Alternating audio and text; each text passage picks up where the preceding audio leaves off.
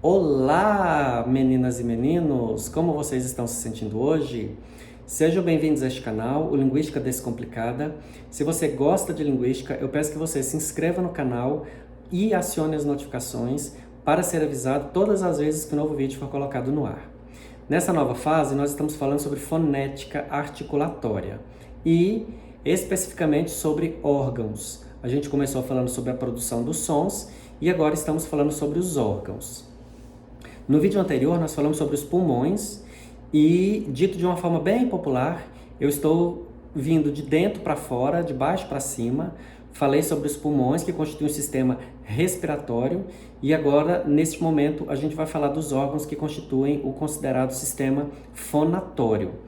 E a gente vai ver então quais são os órgãos que formam o sistema fonatório, para depois, na sequência, falar sobre aqueles que são considerados órgãos do sistema articulatório, que aí virão os articuladores ativos e os articuladores passivos, sobre os quais eu já mencionei para você em vídeos anteriores. O primeiro órgão do sistema fonatório sobre o qual eu quero falar é onde fica alojado o mais importante deles, que virá na sequência. Esse primeiro órgão, essa primeira estrutura, na verdade não é um órgão, é uma estrutura, é a laringe. Eu vou ler aqui para você alguma coisa sobre a laringe para ficar mais claro para você, tá? Laringe é a parte superior da traqueia, composta de cartilagens, ligamentos, músculos e membranas que governam a ação das cordas vocais. Lembre-se de que cartilagens são essas estruturas semelhantes à nossa orelha, semelhante ao nosso nariz, que são como se fossem ósseas, mas são móveis. Na laringe existe uma parte cartilaginosa, então ela é formada de uma parte muscular e de uma parte cartilaginosa. Laringe fica aqui na região do pescoço, tá? Então o pescoço é uma estrutura muscular bastante forte, ele precisa ser forte para poder sustentar o peso da cabeça. A nossa cabeça tem um peso considerável, né? Por conta do cérebro e por conta de uma quantidade razoável de ossos que nós temos no crânio, e dentes e etc. E a laringe fica nessa região aí do pescoço. Então ela tem uma parte que é muscular e uma parte que é cartilaginosa. E lembrando mais uma vez que a cartilagem, então, são essas estruturas que como se fossem ósseas, mas que são móveis. Uma outra coisa, eu comentei com você no vídeo anterior que quanto mais tônus muscular você tem na região abdominal e nas costas, menos cansaço você vai ter durante um exercício de fala, um exercício longo de fala. A mesma coisa acontece aqui na região da laringe, tá? Quanto mais tônus muscular você tiver no pescoço, menos cansaço você também vai ter articulatório. Isso porque, quando eu for falar sobre as cordas vocais, você vai entender melhor do que se trata, porque as cordas vocais executam um movimento constante durante a fonação. Quanto mais tônus muscular então eu tiver nessa região da laringe, na parte que é muscular, mais eu vou executar efetivamente bem e com menos desgaste o movimento que as cordas vocais exigem. Vamos pensar no exercício de academia, tá? Quando você vai fazer musculação, se você vai fazer flexão de braço, por exemplo, quando você tem pouco tônus muscular, pouca quantidade de músculo desenvolvido, primeiro, você não aguenta levantar um peso grande e mesmo que seja um peso pequeno, logo você entra em fadiga. Por quê? Porque você tem pouco tônus, você tem pouca força muscular. A mesma coisa, ou analogamente, vai acontecer aqui na região da laringe. Essa estrutura, essa parte estrutural que é muscular, quanto mais tonificada ela for, mais ela vai aguentar o tranco, digamos assim. Então, se eu tenho mais tônus, mais força, uma estrutura muscular mais bem desenvolvida nessa região da laringe, eu vou aguentar um esforço maior. Vai ficar mais claro para você quando chegar nas cordas vocais, tá? O que eu tô querendo dizer com essa história de que eu vou aguentar mais tempo de movimentação. Mas a analogia com a flexão de braço na academia é para você perceber que com o tempo, na academia, você vai ganhando mais tônus, vai aumentando a sua força e você pode não só pegar mais peso, como também ficar mais tempo fazendo movimento de flexão e aguentando também mais tempo sem entrar em fadiga muscular. o mesmo acontece com a nossa voz. Então, se eu tiver mais tônus muscular na região da laringe, nessa região muscular da laringe, eu vou suportar mais tempo usando a laringe na fonação sem entrar em fadiga. Então, eu sou professor, eu falo bastante. A minha voz é o meu instrumento de trabalho, como é do radialista, do vendedor ambulante, do apresentador de TV, do ator ou da atriz. Nós somos trabalhadores da voz. Se nós tivermos menos tônus muscular, logo a gente entra em fadiga, porque essa região da laringe é muscular. Se eu não tenho preparo físico, entre aspas, para essa região, logo eu vou entrar em fadiga muscular.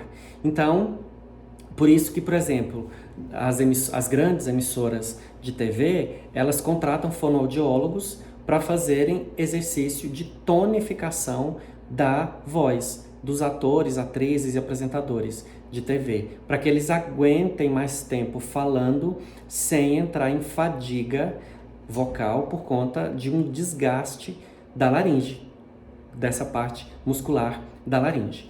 E se você procurar um fonoaudiólogo, se você é um trabalhador da voz, o fonoaudiólogo é seu melhor amigo, ele pode te passar alguns exercícios de aquecimento vocal, pode te passar alguns exercícios de tonificação muscular da região da laringe, para que você tenha menos desgaste e corra menos risco de fadiga.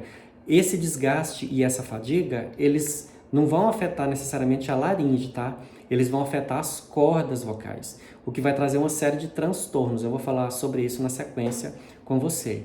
Esses transtornos vão afetar a qualidade da voz. Para nós que somos trabalhadores que usamos a voz, isso pode trazer um impacto negativo muito grande. Eu posso ficar impedido de trabalhar se eu tiver uma fadiga vocal muito grande e não conseguir trabalhar. É a mesma coisa de eu entrar numa fadiga muscular muito grande por conta de um exercício de flexão de braço mal executado na academia e não conseguir voltar durante bons dias. É análogo a um uso indiscriminado da voz, sem preparo, sem um tônus muscular suficiente, tanto na laringe, quanto na região abdominal, quanto na região intercostal. O pouco preparo pode levar a um cansaço, uma fadiga, um desgaste, e eu posso ficar impedido de executar a minha profissão, que é quase 100% vocal. Então, continuando. As principais cartilagens da laringe são essa parte estrutural, tá? Cartilaginosa. As principais cartilagens são duas aritenoides, a cricoide e a tireoide. A tireoide, você deve conhecer principalmente pelos distúrbios que a tireoide tem, né? O hipotireoidismo e o hipertireoidismo. A tireoide, ela tem uma estrutura glandular e uma estrutura cartilaginosa. Da mesma forma que a laringe, que tem uma parte muscular e uma parte cartilaginosa. Essas cartilagens iniciais que eu falei, as aritenoides e a cricoide, eu vou voltar a falar a respeito delas quando for descrever as cordas vocais, tá? A função dessas aritenoides e dessa cricoide é de segurar, assim, falando de um modo bem descomplicado, tá? Que esse é o objetivo do canal.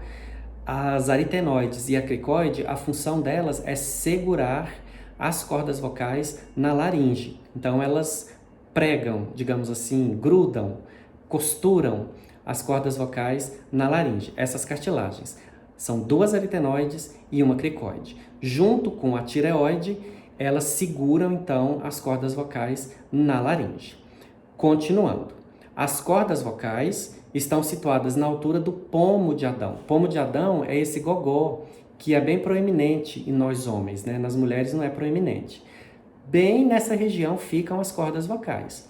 Então, quando você está conversando, se você colocar só o dedo aqui, ou se você abraçar aqui com a mão, você vai sentir a vibração das cordas vocais. Sobre a vibração das cordas vocais, a gente vai falar tanto no ponto específico sobre as cordas vocais, quanto em fonologia, quando eu for falar com você a respeito das consoantes que são surdas e sonoras. Aí você vai entender melhor do que se trata essa vibração.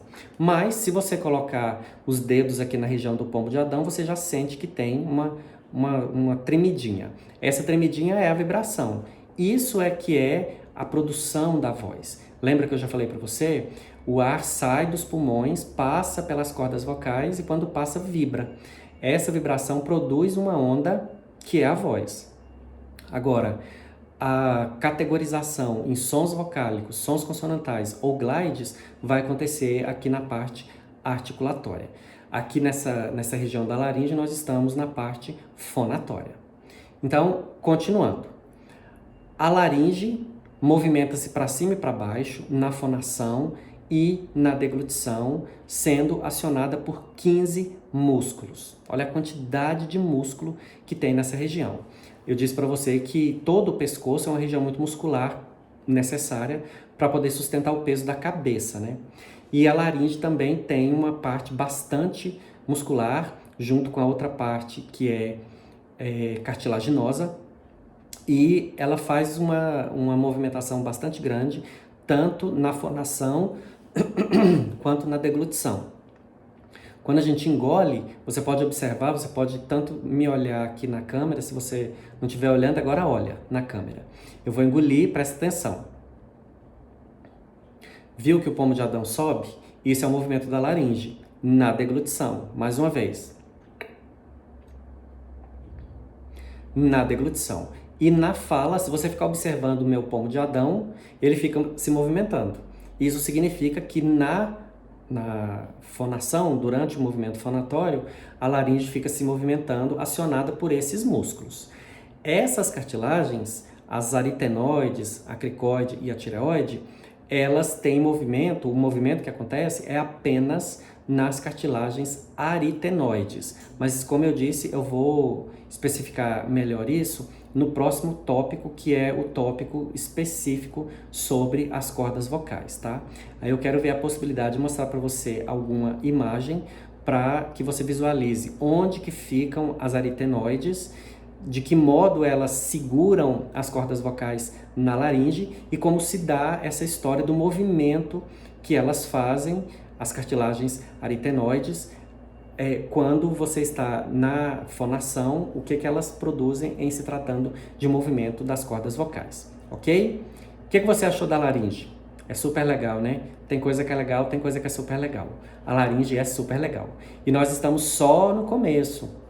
Ainda tem muita coisa para falar sobre essa parte articulatória, fisiológica e anatômica, que me encanta. A natureza é muito sábia e ela fez o nosso corpo com detalhes muito, muito bem feitos e que são muito necessários para que nós possamos executar todas as tarefas que nós necessitamos, seja respiração, seja deglutição, seja fonação. Se você tiver gostado do vídeo, eu peço que você curta, comente, compartilhe com seus colegas, convide-os para se inscreverem no canal para que nós possamos chegar aos 1000 inscritos, ok?